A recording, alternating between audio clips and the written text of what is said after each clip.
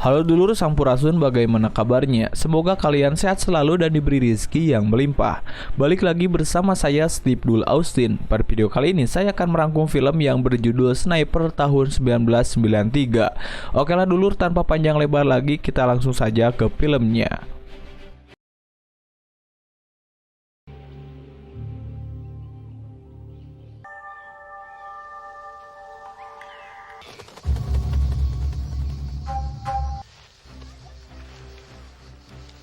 Film dibuka dengan diperlihatkan seorang sniper yang bernama Thomas Beckett. Ia adalah seorang ahli senjata meriam dan penembak jitu berpengalaman. Di sana ia ditemani oleh seorang pengintai yang bernama Papich. Mereka berdua menjalani misi di dalam hutan Panama untuk membunuh seorang jenderal pemberontak yang dibiayai oleh seorang gerbong narkotika Panama. Diketahui pemberontak tersebut telah merusuh dan merencanakan kudeta terhadap Presiden Panama. Setelah menunggu lama, akhirnya orang yang ditarget Beckett pun tiba. Orang tersebut memakai sebuah kacamata hitam. Di sini Beckett menyuruh Papik untuk segera memindainya. Tidak lama Papik langsung memberi instruksi untuk segera menembak target sasaran, dan Beckett pun berhasil menembaknya tepat mengenai dada kirinya.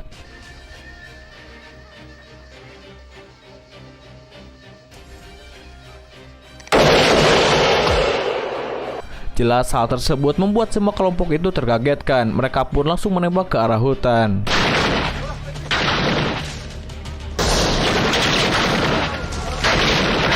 Kemudian Beckett dan Papik langsung bergegas pergi dari tempat tersebut. Setelah berada di posisi yang aman, mereka pun menunggu malam tiba untuk menunggu penjemputan, di mana saat malam hari mereka akan segera diekstrasi dari kawasan hutan tersebut. Namun tidak diduga, mereka berdua dikagetkan dengan kedatangan suara heli. Entah alasan apa, mereka malah menjemput Thomas dan Papik saat siang hari. Tidak bisa berbuat apa-apa, mereka berdua langsung mencari posisi yang aman untuk naik helikopter. Saat sedang menghampiri helikopter, di sana Thomas merasa seperti ada seseorang yang sedang mengintai mereka berdua, dan insting Thomas memang benar. Di sana ada seorang sniper yang sedang mengintai mereka di balik semak-semak. Setelah helikopter mendarat, Thomas langsung berlari menghampiri heli, sedangkan Papik mengawasi keadaan sekitar. Dan saat Thomas akan naik ke heli, tiba-tiba sniper musuh berhasil melumpuhkan Papik.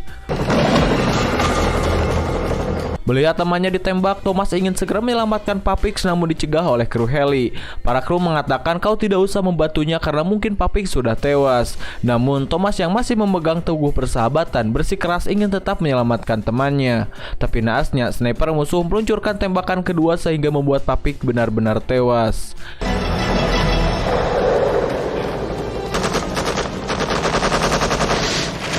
Kemudian kru heli melepaskan tembakan balasan ke arah sniper musuh.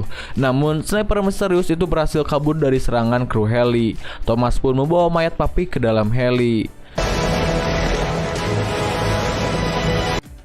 Di sini Thomas sangat kesal kepada mereka yang datang terlalu awal, padahal ia telah meminta interaksi dilakukan pada malam hari. Para kru heli juga tidak bisa berkata apa-apa lagi. Setibanya di markas, Thomas masih terbayang terhadap peristiwa yang merenggut nyawa pengamatnya. Begitupun dengan tembakan-tembakan yang pernah ia lakukan. Scene kemudian berpindah ke kantor Dewan Keamanan Nasional Amerika. Di sana, seorang anggota SWAT yang bernama Miller mendapat tugas untuk menjalankan misi rahasia menggagalkan upaya kudeta pada pemilu di Panama. Ia diberi dua misi untuk membunuh seorang jenderal yang bernama Alvarez dan seorang jenderal gerbong narkoba yang bernama Raul Ochoa. Menurut laporan intelijen, mereka berdua akan melakukan kudeta dan mendorong Alvarez sebagai presiden.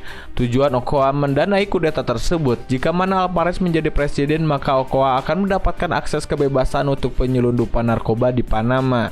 Meskipun belum memiliki pengalaman tempur di hutan, Miller tetap menyanggupi tugas itu. Ia lalu diperkenalkan dengan Thomas yang akan menjadi partnernya dalam menjalankan misi tersebut. Namun atasannya berpesan agar mengambil alih misi jika sesuatu terjadi pada Thomas Beckett. Ketika Miller akan pergi, atasannya kembali mengingatkan untuk menjaga kerahasiaan misi yang dijalaninya. Bahkan jika pada saat tertentu Thomas membahayakan kerahasiaan misi ini, Miller diperintahkan untuk membunuh Thomas begitu saja. Karena jika misi rahasia ini terbongkar, maka Alvarez akan menjadi presiden Panama.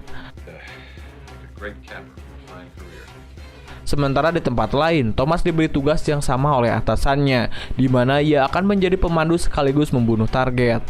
Thomas kemudian diberi informasi tentang Miller yang akan menjadi pasangannya. Awalnya Thomas merasa bahwa Miller bukanlah orang yang tepat untuk menjalani misi ini, tapi akhirnya ia harus percaya setelah terus diyakinkan oleh atasannya. Singkat cerita, Miller pun segera berangkat menuju ke lokasi pangkalan militer, di mana tempat Thomas ditugaskan bersama dua rekannya. Tapi di tengah jalan, mereka tiba-tiba diserang oleh seorang gerilyawan.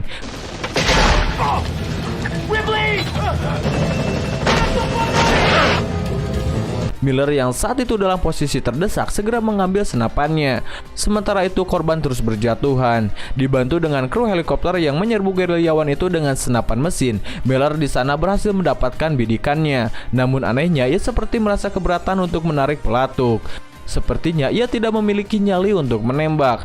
Mungkin dikarenakan ia belum pernah menembak manusia. Meskipun Miller adalah seorang peraih emas dalam kejuaraan menembak di Olimpiade tahun 88. Ia pun mengurungkan niatnya untuk menembak gerilyawan itu. Sementara gerilyawan itu berbalik dan menembaki kru heli yang sedang menembakinya. Alhasil mereka sama-sama tertembak dan meregang nyawa. Pilot heli yang tidak melihat kejadian sebenarnya mengira bahwa Miller lah yang menembak gerilyawan tadi. Dengan senapan snipernya, sontak Miller juga tiba-tiba mengakuinya dan berusaha menyembunyikan tekanan yang ia alami. Sesampainya di pangkalan marinir, salah seorang anggota mencoba menakuti Miller dengan menyuruhnya memperhatikan koleksi dogtag yang dimiliki oleh Thomas. Hal itu menjadi tanda bahwa banyak rekan pengamatnya yang gugur saat dalam menjalankan misi bersamanya. Sementara anggota lain mengajaknya untuk berjudi, namun Thomas segera datang menemui Miller dan memberikan arahan terkait banyaknya perlakuan di asrama militer itu.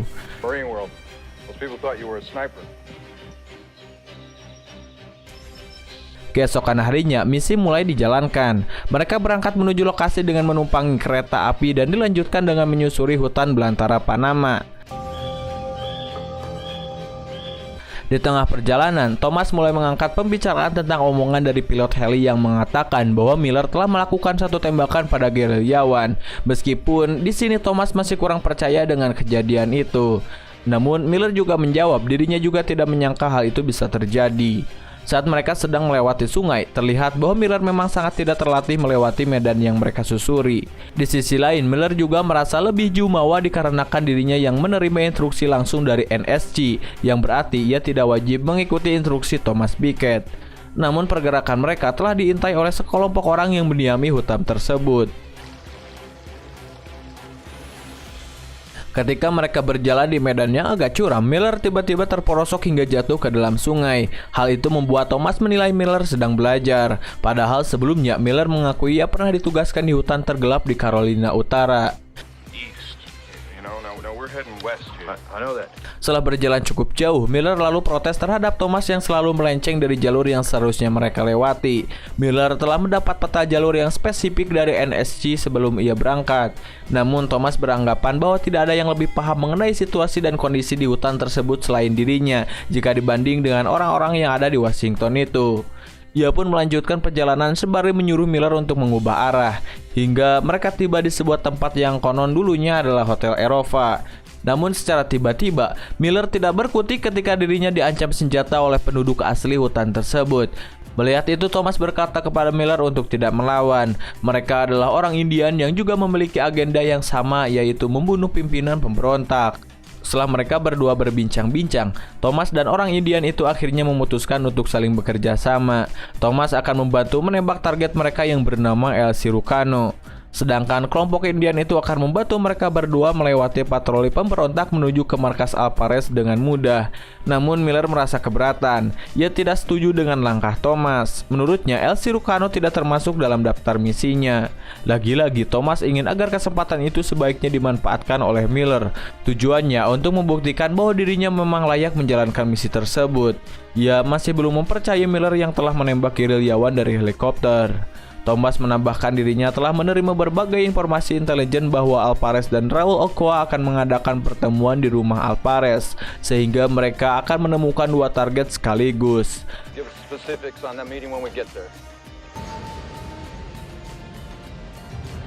Singkat cerita, mereka berdua pun berada di tepi sungai. Di sana mereka memantau rombongan El Cirujano sembari menyetel teleskop menyesuaikan arah dan kecepatan angin. Begitu mereka menemukan target, Thomas memerintahkan Miller untuk membidik tepat di jantung El Cirujano, sedangkan Thomas akan menembak pengawalnya. Namun terlebih dahulu ia menyuruh Miller untuk menarik napas dan menarik pelatuk dalam keadaan rileks. Ketika El Cirujano telah berada di dalam posisi yang tepat, Thomas memerintahkan Miller untuk segera menembaknya. Tapi lagi-lagi Miller tidak memiliki keberanian. Ia hanya menembak pakaian dalam El Cirujano. Miller mencoba melepaskan tembakan yang kedua kalinya, namun ternyata meleset. Melihat hal itu, Thomas segera menembak tentara pengawal El Cirujano. Seketika itu juga, kelompok pemberontak membalas tembakan mereka dengan tembakan yang membabi buta. Mereka pun akhirnya segera pergi dari tempat itu. Kemudian Thomas menanyai Miller mengenai tindakan yang barusan ia lakukan. Hal itu tentu sangat memalukan untuk disebut sebagai penembak jitu. Namun lain halnya dengan Miller, ia justru mengaku telah berhasil menembak mati sasarannya. Hal itu membuat Thomas semakin mengetahui bahwa Miller hanyalah orang yang bermulut besar. Dari peristiwa tembak-menembak tadi, rupanya telah memakan seorang korban dari orang Indian. Karena mereka gagal membunuh target dan justru memakan korban teman mereka, para orang Indian itu memutuskan untuk tidak membantu mereka berdua juga. Akhirnya mereka berdua meneruskan perjalanan. Saat mereka sedang berduduk istirahat, mereka tiba-tiba mendengar suara tembakan senapan.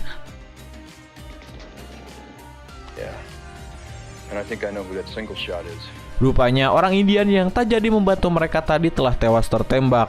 Thomas mengetahui pasti pelaku penembakan tadi adalah orang Panama yang dilatih Thomas menjadi sniper. Namun kini ia telah menjadi sniper bayaran dari kelompok pemberontak dan justru sedang mengincar Thomas.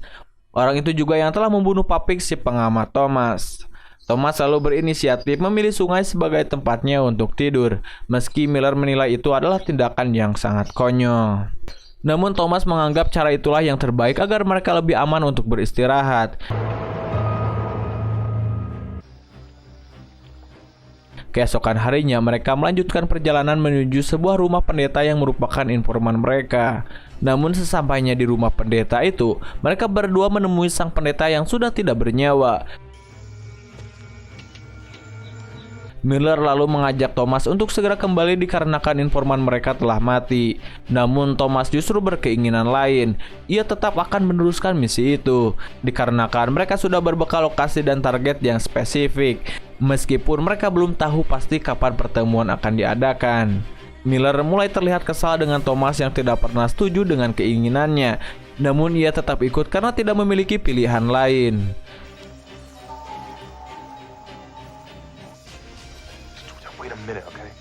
Malam harinya, Thomas menyuruh Miller untuk tidur terlebih dahulu biar dirinya yang akan berjaga. Tanpa rasa curiga, Miller pun segera menikmati waktu istirahatnya. Ternyata momen itu dimanfaatkan oleh Thomas untuk memancing Da Silva yang sedang mengincar dirinya. Dan dari sinilah terjadi saling kejar antara Thomas dan Da Silva.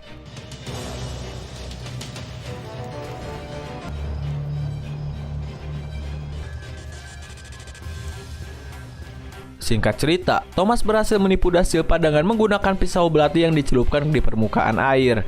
Dan dari situlah Thomas membunuh sniper bayaran itu dengan satu tembakan mautnya.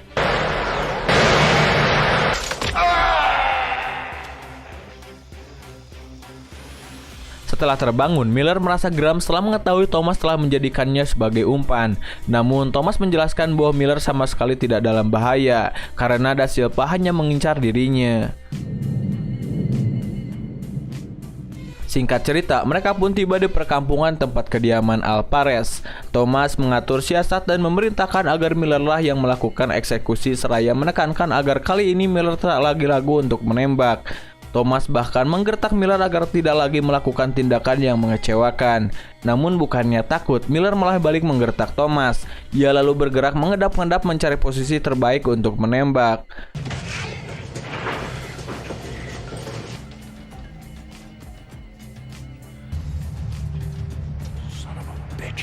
Tidak lama kemudian muncullah El Cirujano dengan rombongannya.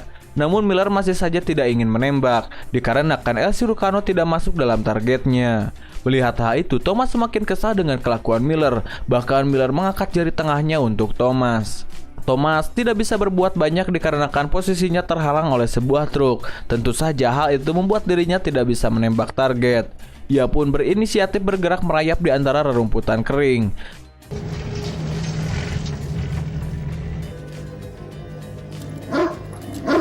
Singkat cerita, hari pun sudah berganti malam. Di sana mereka belum melakukan apapun.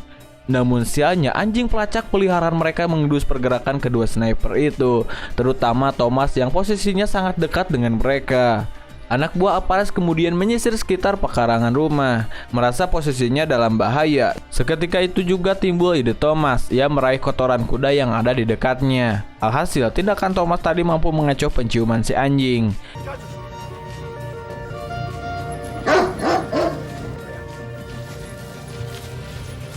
Mereka tidak berhasil menemukan Thomas yang sedang berkamuflase. Sementara Miller hanya asik melamun dan tidak melakukan apa-apa. Esok harinya Miller terbangun dan mencari keberadaan Thomas. Tidak lama datanglah sekelompok pria anak buah Ochoa yang mengamankan lokasi karena sebentar lagi bos mereka akan tiba. Thomas juga memantau keadaan sekitar dan ternyata ia menyadari keberadaan Miller sangat terlihat jelas oleh musuh. Di saat yang sama ia juga melihat seorang sniper yang sedang mengintai Miller. Merasa Miller dalam bahaya, Thomas selalu mengambil tindakan untuk mencegah aksi si sniper itu. Namun sialnya, pergerakannya telah dibaca oleh sniper tersebut. Mereka pun akhirnya harus bertarung.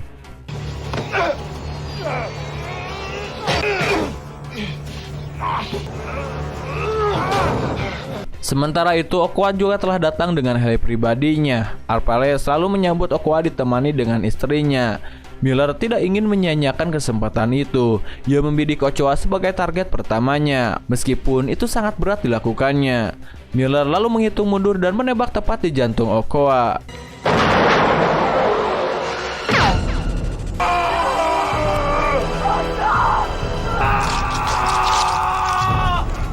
Thomas yang sedang berduel melawan sniper musuh akhirnya mampu mengalahkannya. Ia lalu meraih senapannya dan membidik Alvarez. Namun sayangnya aksinya itu digagalkan oleh El Cirujano. Thomas dan Miller akhirnya memutuskan untuk masuk ke dalam hutan. Di sini mereka berdua pun berpisah. Entah mengapa di sini Miller merasa bersalah telah melakukan pembunuhan. Begitu mereka berdua bertemu, akhirnya Miller mengaku ia tidak sanggup lagi menjalankan misi itu. Mereka pun terlibat cekcok dan dilanjutkan dengan adu jotos. Perkelahian mereka tiba-tiba dihentikan dengan kedatangan anak buah Alvarez. Kemudian mereka saling mengamankan diri. Thomas terkena tembak pada lengan kirinya dan melanjutkan mencari Miller.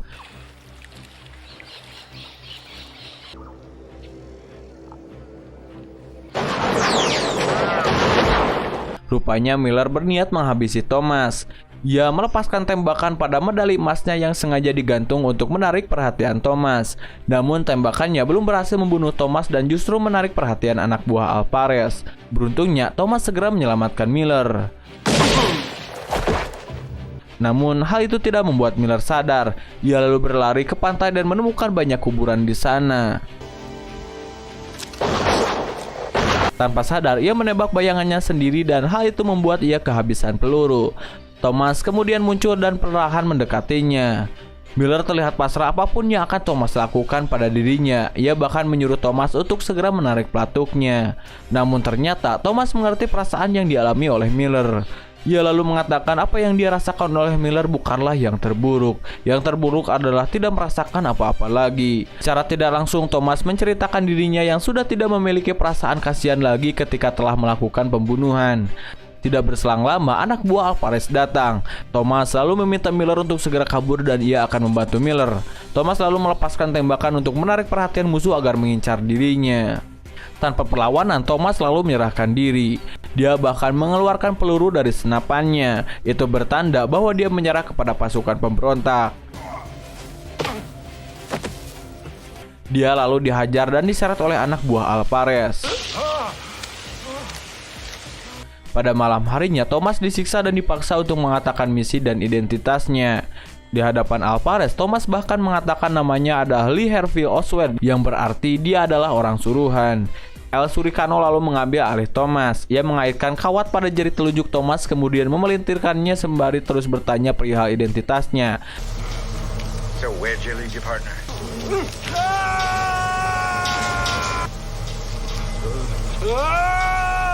Karena tidak tahan menahan sakit, Thomas akhirnya membuka mulut. Di sisi lain, Miller datang dengan berbekal peluru yang dijatuhkan Thomas saat menyerahkan diri pada pasukan pemberontak. Ia mengendap-endap mendekati gubuk tempat Thomas disiksa. Di balik dinding ada Alvarez sedang menunggu El Cirujano yang sedang menginterogasi Thomas. Dan dari situlah Miller menancapkan pisaunya tepat mengenai leher Alvarez. Misi membunuh Alvarez pun selesai. Kini tinggal El Cirujano yang masih asik menyiksa Thomas.